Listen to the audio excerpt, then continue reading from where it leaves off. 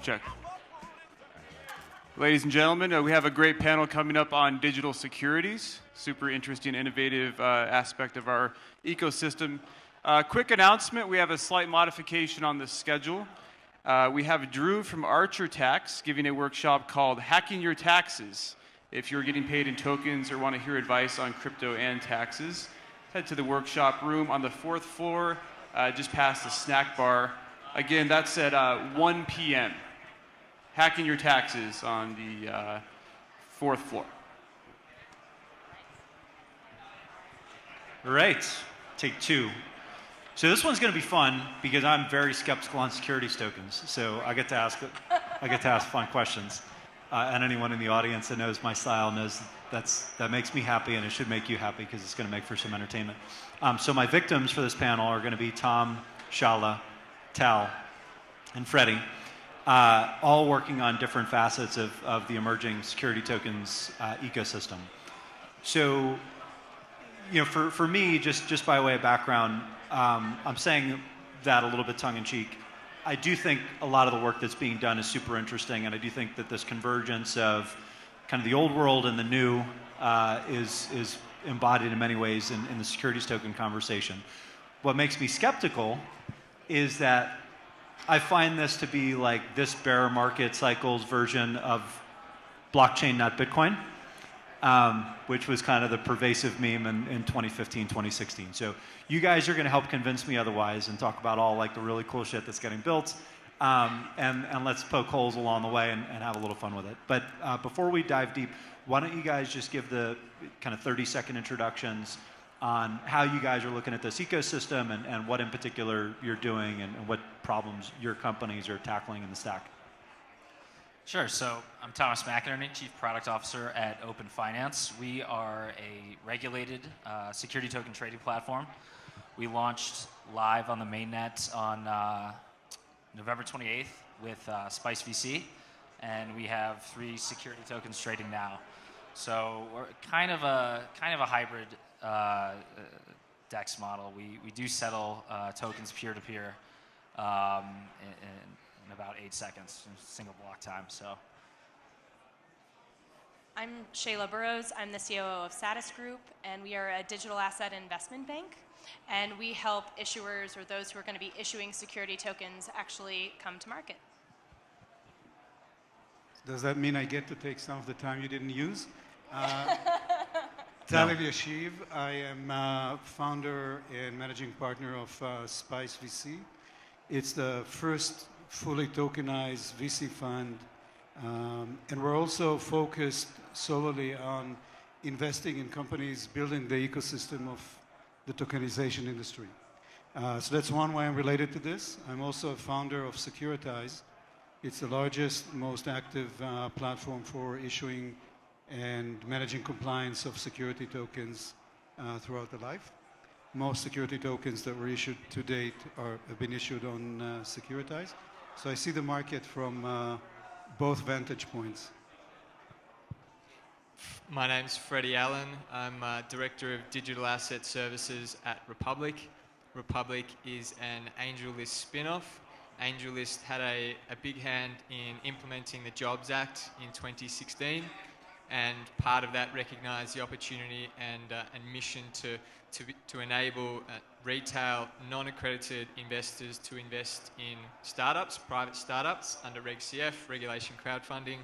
So Republic was a spin-off of AngelList. We've been doing that for 3 years. About 18 months ago, we started raising capital under Reg CF for blockchain companies and crypto.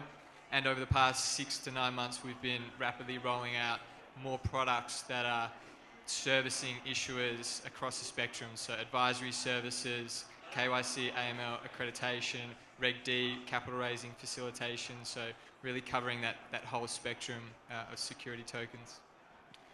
So I'll start with the most obvious question and where I hope you guys will address some of my skepticism, is that really when you're talking about security tokens, the pitch is how can we unlock marginal liquidity in these illiquid assets? And we know from other digital assets trading, you know, liquidity is liquidity. It just doesn't kind of appear out of nowhere. and you end up having much more liquidity in higher value assets. Much of the security token conversation is small private companies, it's securitized LP interests, it's fractionalized real estate, but the dollars that we're talking about are still relatively small. How do you guys bootstrap a security token and ensure that the liquidity that it unlocks actually proves to hit the market in practice versus just in theory? Because I get the thesis, and certainly you can make arguments either way, but in practice, how do we go from 0 to 1 with this particular type of digital asset? Yeah, so the transfer times alone are the start of unlocking liquidity. We look at the private securities market today. It takes sometimes up to 8 weeks to clear and settle these things. It's super fragmented, lots of paper-based trading. So if you can get that down to 8 seconds, that's a start. But people actually have to want to buy these things too. Just because they're digitalized doesn't mean they're more attractive. If it's crap, it's crap. But private placements are $1.6 trillion a year. There's lots of good stuff out there, and we see a lot of great upcoming projects, but definitely kind of still in the proof of concept phase. Which type of assets in particular do you think are going to benefit the most? Is it private company shares? Is it LP interests? We've heard about real estate. Yeah, I think the real low-hanging fruit, the stuff we're seeing to first actually tokenize, is real estate and private company equity. So it gets a little restrictive around how these things actually trade, but that's what really benefits the most from digitalization. So since I'm a victim, I'm going to actually pick on a part of your question and sort of go down the rabbit hole a little bit on it. When you talk about bootstrapping a security token, I would absolutely not bootstrap a security token. I would only consider it if you had very real capital behind you to be able to take it to market, because it is very expensive and it is very new. And I think there are very real benefits to being at the front of that type of market. But I've talked to a number of entrepreneurs who have said to me, I'm going to skip the seed stage Series A equity round. I'm going straight to a security token. And I said, please do not do that to yourself. That is a terrible idea. Actually raise your initial equity rounds and then come back when you actually have some capital behind you. Because as an issuer, it's such an excellent non-dilutive form of funding for your business, but in a growth round, certainly not in the beginning stages. I know that probably wasn't your question, but I hijacked it anyway, Ryan. So I'll answer your question. That's why we have 4 panelists, Shell. I'll say several things. One, several things that were said in the previous panel are really relevant to what we're talking about here. First thing is we have to look at the end picture and not get stuck on the current situation. The security token industry, and by the way, it's already called digital securities now, it's in infancy right now. And unlike crypto, it requires very significant ecosystem and infrastructure, business infrastructure, in order to gain its full potential. When you think about financial markets, traditionally, most of the money moving around in financial market come from institutional investors and not from individual investors, although sometimes it looks different. Institutional investors require a lot of infrastructure, institutional grade infrastructure, and it's not built yet.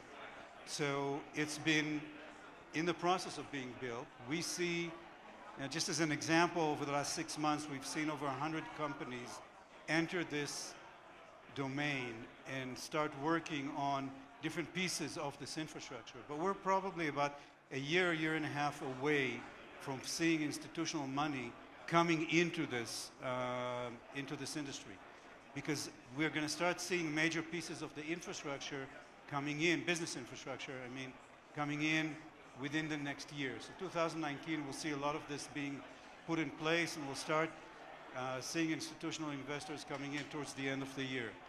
You're absolutely right that when you talk about securities, and it doesn't matter if security tokens or securities, liquidity comes from the interest in the asset. So if the asset is not interesting, it's not moving anywhere, there's not going to be a lot of liquidity, right? No difference. And it's true that what you're seeing right now, in many cases, it's the low-hanging fruits, and it's the entrepreneurs of that industry that stepped in first. But we're already seeing projects coming about that are much more serious. And serious not just in terms of size, but also in terms of the interest to the public in those assets and the choices they're making. For example, 2 of our portfolio companies are issuing security tokens that are public offering securities. In other words, they went through the whole process with a regulator to get approved as a public offering, and then chose not to issue it on the New York Stock Exchange, for example, but to issue it as a security token. That's not for liquidity reasons, it's for other reasons, right? But well, I would argue that it might be just for the first mover value, because you can imagine that some of these are going to get bid up based on the meme that's surrounded security tokens for this year. It's not. It's not. I know the companies, you'll know it when they're announced, but no, the reasons are different. They're operational. They're not first mover advantage. Can you give an example? Yes. One of the, we're going down a rabbit hole, but I'll give the example anyways. One of the issues that companies wrestled with is this dichotomy between utility tokens and security tokens. And being here in the US, the SEC was very clear about what needs to be a security token. But there are companies that truly need a utility, my opinion at least, a utility tokens to smooth their operation. Not for raising money, Shayla doesn't agree with me, but not for raising money, but for smoothing operations. And I can give a lot of examples for companies like that. One of the companies I'm talking about is a company like this. And there are multiple ways to settle this duality. One is to have 2 separate tokens, one a utility token and one a security token. You use the security token to raise funds. You use the utility token to smooth transactions with no relationship between them. The other possibility is have the 2 and have some conversion mechanism at a certain point in the future that is defined between them. I'm invested in a company like that too. And the third option is to issue a security token that is fully retail that can become a utility token later on. So you use it to raise funds, and then when you're operational and the service is fully there, you use it as a utility token. These are pure operational reasons for going retail with a security token today. Have we seen that conversion yet? In what sense? A security to a utility? No. Do you, just to give people a sense, that still seems like something that's many, many months, if not years out? That is correct. If you look at the process for approving a retail security, it's give or take a year with the SEC. When you think about it, that it's the first one that is going to be a security token, then it's going to be more than a year. They started the process beginning of January 2018, and they're just completing it now.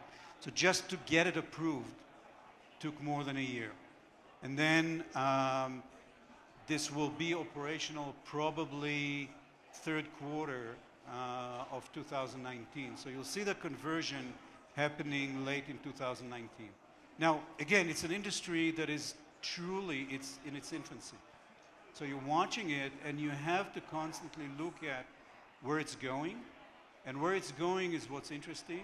I think it's one of the largest use cases that is the most immediate in terms of need for distributed ledger and tokens.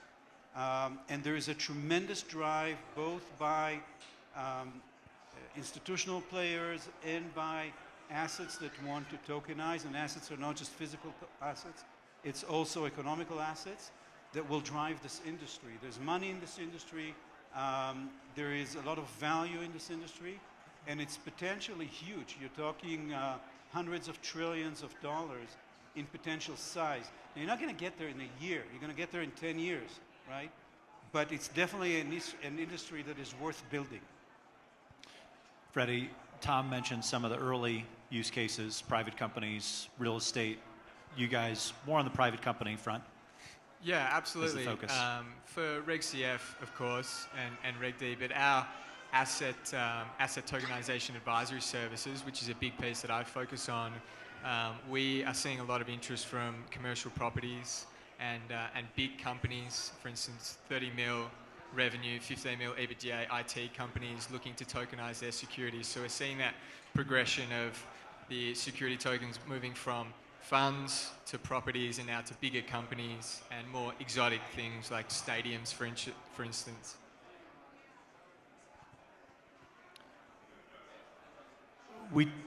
So we've talked about the conversion from security tokens to utility tokens. Tal, you touched on this. Have you had any teams come to any of your companies that did an ICO that floated a utility token and is now thinking, actually, this would make a whole lot more sense as a security? Because there have been a couple of teams, Economy comes immediately to mind, that have begun that conversion process and realized, yeah, we're probably going to bang our heads against the wall and ultimately lose if we just continue with this narrative that this isn't a security and we have US customers. What could that process hypothetically look like? Because that could be another driver if you think about security tokens infrastructure helping bridge the gap, not just between old world securities and new, but bridge the gap between utility tokens and security tokens and help teams navigate the spectrum. So the... Sorry, go ahead. It's definitely pretty tough. We do see a lot of projects out there, but I think that what I'd really like to see, there's some really clever applications of utility tokens, and I think the compliance and the fact that it's a security is how the money was raised, but the compliance just comes an afterthought. That's kind of where we want the tech to go, where there's no distinguish security token or utility token.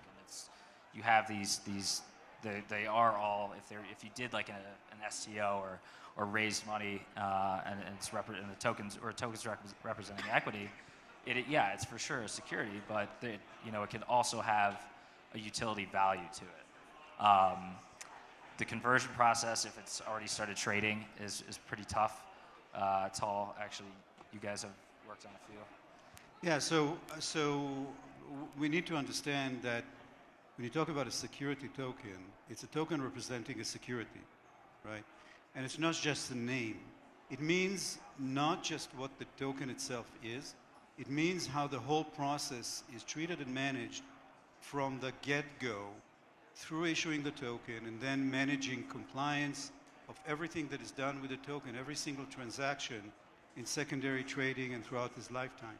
So when you talk about converting a utility token, really you're talking about a situation when a company did an ICO that should have been an STO or should have been a security token issuance, and now they want to change it.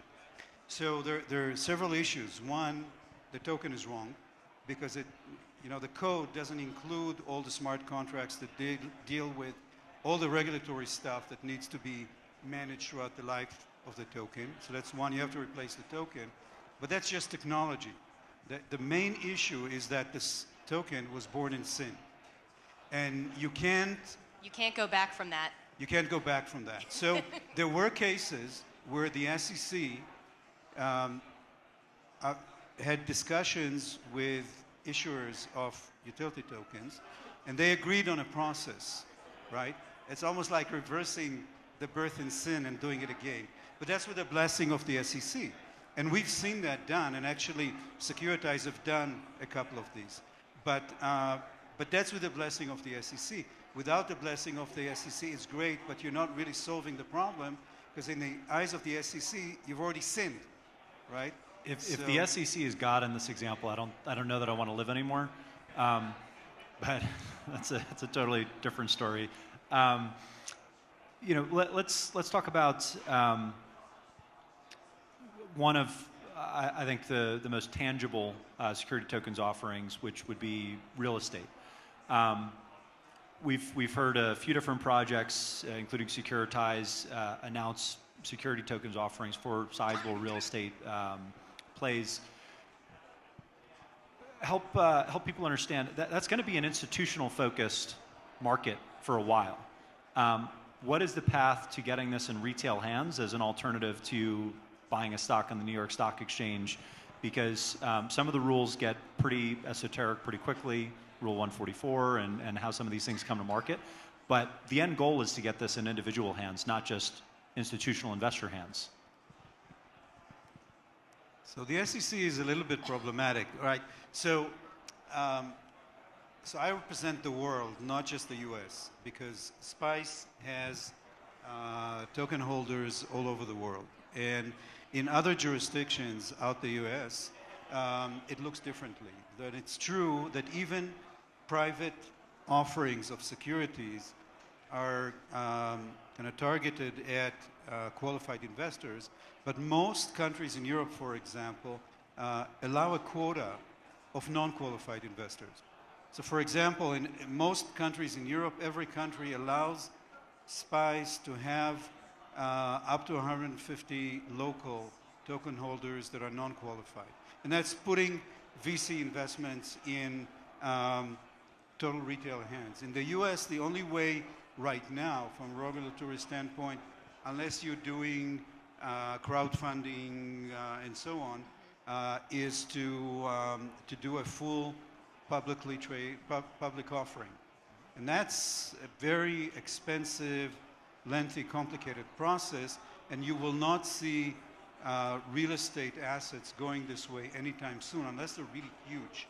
If you're talking about billions of dollars in an asset, then you can afford to go through this process. Otherwise, it's not economical. So I think for the next little while, you'll be still seeing, when you're looking at real estate deals and looking at the US, you'll see accredited investors only deals, in my mind. I think one important takeaway, at least for me, as security tokens are becoming more of a meme and more ubiquitous, is the absolute delta between the marketing narrative and where security tokens and their infrastructure actually exist right now. And I think that's what Tal is pointing to, which is to say that if you're seeing articles that are purporting this vast groundswell of money into this industry, that is not really in line with exact reality. It's going to take a few years for us to really get there. And there is a bit of a stepping stone as well. Reg CF allows retail investors to get in there. Reg A Plus also, before you get these full securities registrations and full time-consuming, expensive prospectuses and the like. So there is that stepping stone on the way. And without getting too legal about this, I would also say that my strong belief is that as this industry grows, the SEC will change its regulation in terms of what's accessible to retail through security tokens. Because one of the things that I think led in the past to the dichotomy between private offerings and public offerings was the fact that SEC was not able to supervise the vast amount of private offerings. In the case of security tokens, because it's coded into the token, SEC does not need to supervise, because all it needs to do is to audit the token, and then it knows everything. Transactions that are not regulatory compliant simply cannot execute. They will not execute. And I think once regulators understand that, the regulation will change as well. But again, I think we're like 2-3 years from that. So much of the just publicly traded securities,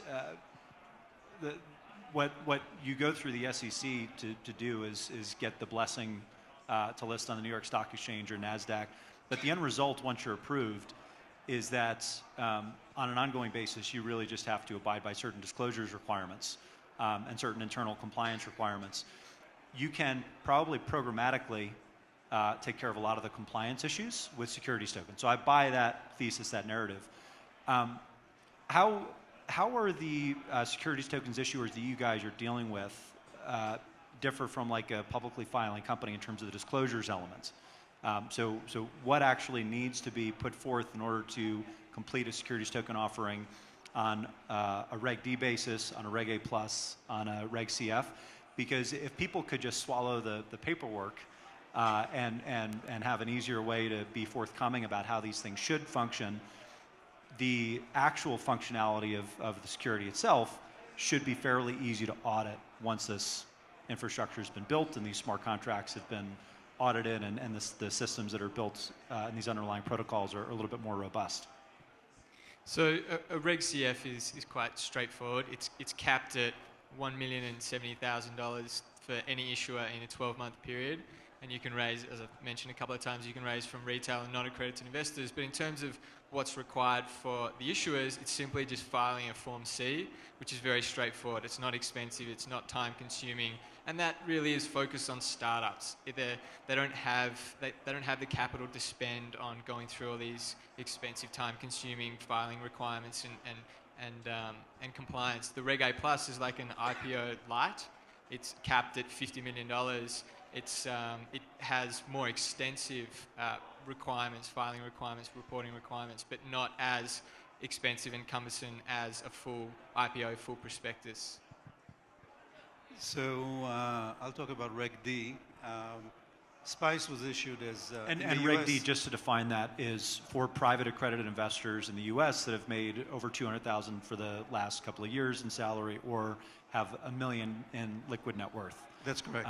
Yeah. And so it's very restrictive in terms of who can participate. That's kind of the default of the SAFT and many of the other private fundraising mechanisms in the token realm. That's right. And I wanted to step back from the jargon because I realized I don't want people's eyes glazing over. That's very helpful. But I'll say that as an issuer that was aiming for token holders all around the world, U.S. was not the only regulation we're concerned with. We're concerned with every regulation in every jurisdiction where we marketed or have token holders, and that's many different regulatory constraints.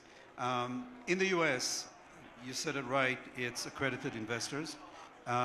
In Europe, in Asia, there are different definitions, smarter, I think, over time, but we had to comply with them all. It's a little bit more restrictive, not just in terms of who can participate, but also in terms of what you need to disclose and reporting and so on. It's still not like public offering, but you still need to issue a prospectus. It goes through legal approval. So our prospectus is a 60-page kind of very, very dense document that has been approved by a lot of lawyers, and that is a legally binding document, unlike white papers. If an investor in any of the jurisdictions feels that we did not fulfill what we committed to in the prospectus, they can complain to the local regulator, and they will start an investigation against us, and I can end up in jail, right? Which is not true for the traditional ICOs. So it's very significant, even though it's not as onerous as going through the public offering process. But even with that Reg D private placement or Reg S, for example, you have to go through a series of steps, at least in the process. We've talked a lot about the front-end paperwork, but there is, and this is so often forgotten, suitability. And it's a very manual process, and you have to understand if this type of investment is even suitable for this investor. You know, if they're 90 years old and they're starting to invest in security tokens, like, you know, I'd be careful, right? It's a high-risk profile. And so once you get past suitability, then you have KYC, which is know your customer, who are you, AML, anti-money laundering, and then an accreditation on top of that, right? So there are many wickets to run through in that process, and it's on you as the issuer to understand who is your tokens, because that will come back to you if they get into the wrong hands. What we'd really like to see is Reg A pluses. That's going to trade the most It's going to be the most liquid for a secondary market operator. That's exactly what we want. The problem is it costs half a million to sometimes $1 million in legal fees to actually get that going. The SEC has not approved, so they haven't approved anything. With Reg D, Reg S, you file the forms after your raise. Reg A plus, you have to get approved.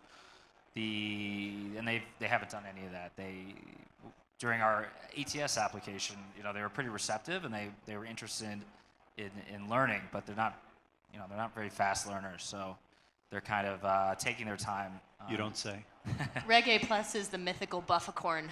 Yes. Of So fingers crossed for when those start to come out. Okay, so this is perfect segue to my last question, which is, we've talked a lot about traditional assets getting securitized.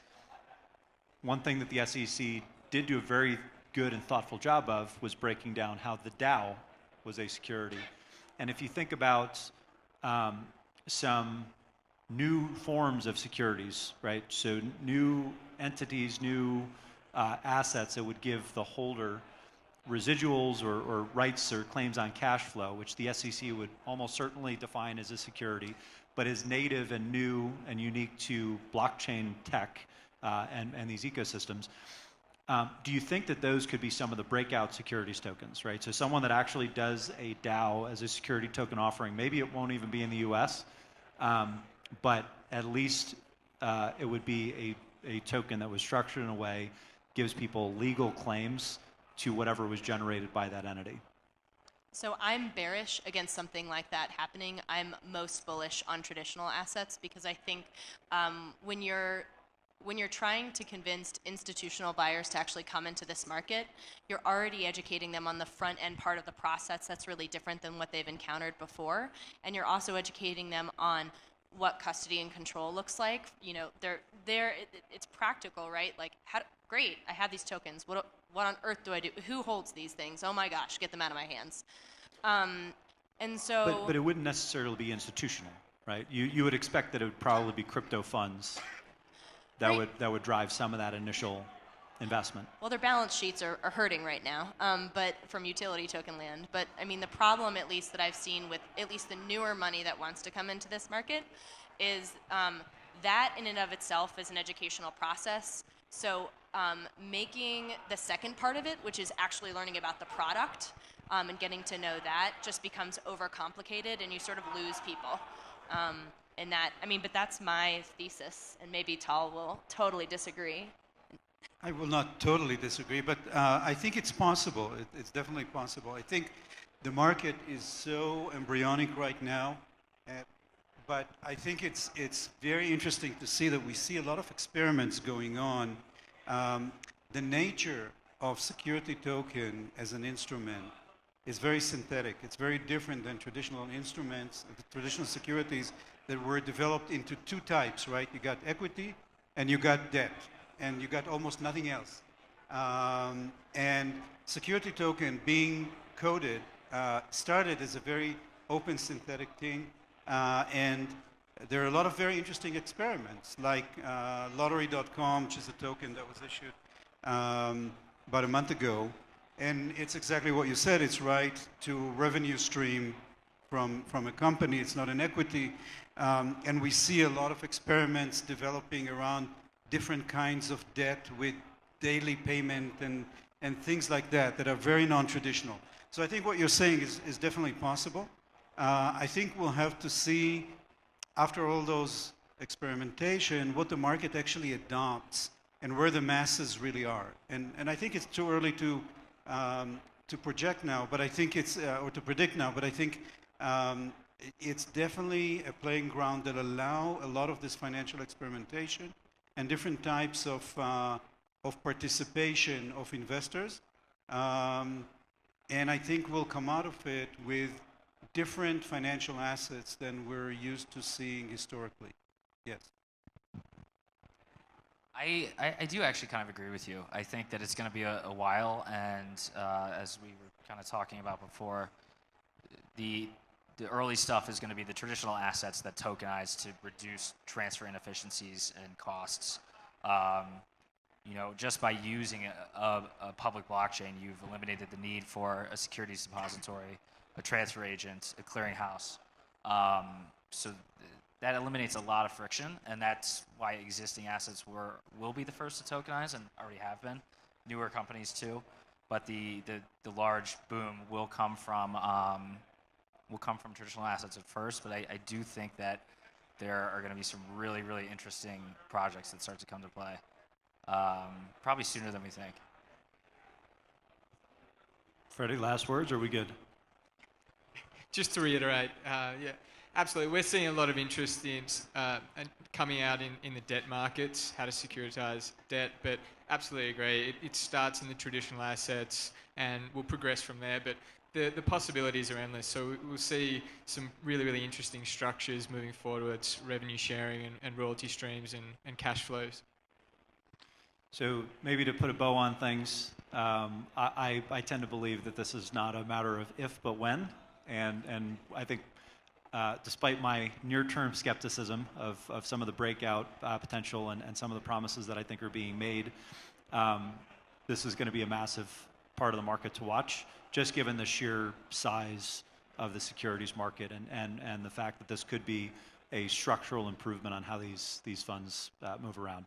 So thank you to all our panelists. Best of luck, and look forward to seeing some of these breakout apps soon.